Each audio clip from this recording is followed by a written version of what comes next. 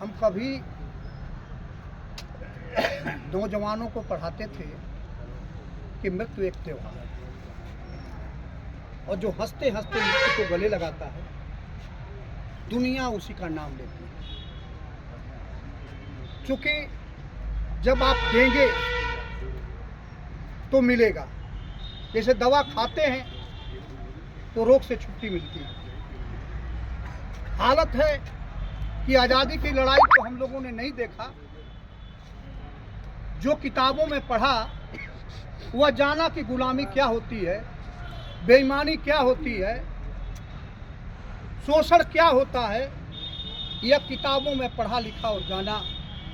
अंग्रेज क्या करते थे इसको तो हम लोगों ने नहीं देखा, लेकिन वह काला दिन देश के इतिहास में था जब एक तरफ से 1980 के बाद पूरी तौर से गांव-गांव गलियारों से शिक्षा की आवाज़ बुलंद हुई और नौजवानों के चेहरे पे खुशी आई कि पढ़ लिख करके हम आगे बढ़ सकते हैं। और तमाम सारे नौजवान पढ़ लिख करके आगे बढ़े और आगे बढ़ करके अपने परिवार, समाज और राष्ट्र के लिए दिन रात मेहनत करके आगे बढ़ रहे थे। उसी काली छाया एक सत्ता को लगी और अटल बिहारी वाजपेयी के रूप में एक व्यक्ति ने, मालूम नहीं उसको कहां से क्या ज्ञान मिला कि उसने उस काली रात को एक फैसला सुनाया, और वह फैसला था कि पुरानी पेंशन बंद करेंगे, हम पेंशन नहीं देंगे, और निजीकरण की लड़ाई पूरी तौर से जोर पकड़ी थी। निश्चित है उस लड़ाई में एक तरफ सत्ता होती थी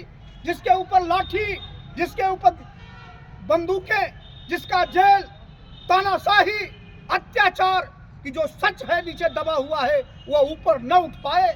और इसलिए दूसरी तरफ उन नौजवानों की भय थी कि अगर हम रिटायर होंगे तो हमारे बेटी की शादी कैसे होगी, हमारे बुढ़ापे में बीमार पड़ेंगे तो दवा की व्यवस्था कैसे होगी, हम परेशान होंगे तो हमारी मदद कौन करेगा। हमने वो पीड़ा देखा है। संजोग से लखनऊ में हम बैठे थे, एक व्यक्ति थे, उनको पेंशन नहीं मिल रही थी और लखनऊ में बैठ करके रो रहे थे, कह रहे थे बागी जी, जब तक परिवार को सहारा था कि पेंशन 2-4 साल में मिल जाएगी, उनके ऊपर एक झूठा आरोप लगा दिया गया था और पेंशन रोक दी गई थी। और जब जान लिए सब कि इनको पेंशन नहीं मिलनी है तो बहू बेटों ने उनको घर से निकाल दिया था। और लखनऊ में बैठ करके जब हम लोग मिलते थे तो रोते थे कि अगर मेरी पेंशन होती तो आज मुझे दर दर का ठोकर नहीं खाना होता। निश्चित है कि ये लड़ाई जो अटेवा लड़ रहा है वह लड़ाई मात्र आपकी लड़ाई नहीं है, ये लड़ाई इस देश की है।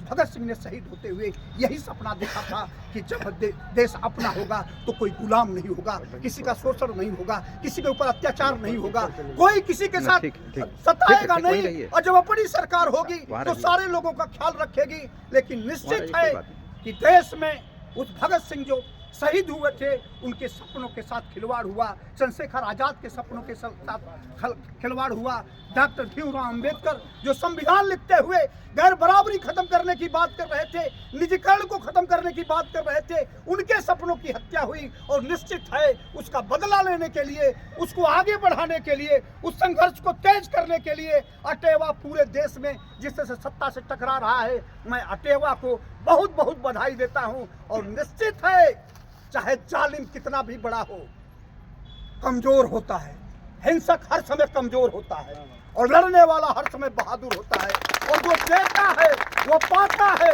नृत्य एक त्योहार है, हंसते हंसते जो देता है उसका लोग हर साल नमन करते हैं। यह आज साबित कर दिए हैं रामसिंह सिंह, आज पूरे प्रदेश देश में उन्होंने दिया है और उस लड़ाई को दिया है। उसी लड़ाई की वजह से जब देते हैं तो लड़ाई उछाल मारती है, और उछाल मार करके पूरा देश व्यापी आंदोलन हो जाता है। और जिस तरह से अंग्रेज इस देश को छोड़ करके भागा था, आपको याद कर लेना, यह जो जालिम है जो अत्याचार कर रहे हैं, एक दिन इनके पुस्तकों का नाम लेने वाला कोई नहीं होगा। निश्चित है आपका संघर्ष जीतेगा। मैं रामसिंह सिंह को बहुत बहुत श्रद्धांजलि देते हुए मैं अपनी बात समाप्त में, बहुत लोग बाबू रामसिंह सिंह अमर रहे, जान नहीं पाए। जय हुआ, जय हुआ। क्योंकि हमारा परिचय जान लीजिए, मैं यही सर्वोदय पीजी कॉलेज में अध्यक्ष रहा। इसके बाद किसान आंदोलन से लेकर के मजदूरों के आंदोलन में जहां भी गैर बराबरी हुई वहां लगभग शरीर में कोई जगह नहीं बची है जहां लाठी न लगी हो। हमने पूरी तौर से प्राइवेट स्कूलों के खिलाफ जिस तरह से शोषण और अत्याचार हो रहा है, पूरे प्रदेश व्यापी आंदोलन चलाया और आंदोलनों में भी कई बार जेल गया। और तमाम सारी चीजें जो आज देख रहे हैं, उत्तर प्रदेश शासन एक तरह से फर्जी मान्यता बांट करके, एक मान्यता की धारा ही नहीं है और फर्जी मान्यता बांट करके ये पूरी तौर से प्राइवेट स्कूलों के शिक्षकों को गुलाम बना रखा है। इसकी लड़ाई हमने लड़ने का काम किया। यही तो मैं आपके रहने वाला, यही अमिला स्टेशन के बगल में बसारतपुर गांव है, यहीं का रहने वाला हूं। कानपुर कर्मस्थली बन गई थी, क्योंकि सारे हमारी पदयात्रा जा रही थी बलिया से मथुरा तक, और कानपुर के लोगों ने कहा कि अत्याचार यहाँ बहुत हो रहा है, आप रहेंगे तो अत्याचार नहीं होगा। वहाँ हमारी रहने की व्यवस्था किए। 3 बार शिक्षक MLC का चुनाव भी लड़ाए, संयोग से चुनाव हार गया। आज मैं श्याम सुंदर जी का पोस्ट देखा, जैसे रात में मैं देखा, मुझे रोका नहीं अपने को, और हमने कहा कि मुझे जाना चाहिए, जरूरत आज की है। आज आदमी जिस तरह से ऐसे नैतिक लोग काम करने वाले लोगों को छोड़ के भाग रहा है, इसीलिए आंदोलन करते में जा रहे हैं। कोई किसी के लिए खड़ा होने वाला नहीं है। लेकिन मैं अटेवा के बंधुओं को बहुत बहुत बधाई देता हूं कि आज भी आप एक खड़े हुए हैं। इसकी संकेत दे रहा है, यह देश की सत्ता हारेगी, अटेवा जीतेगा, देश पुरानी पेंशन मिल के रहेगी। दुनिया की कोई ताकत रोक नहीं पुरानी पाएगी। पेंशन बहाल करो, जय हिंद। पुरानी पेंशन बहाल करो, बहाल करो, बहाल करो।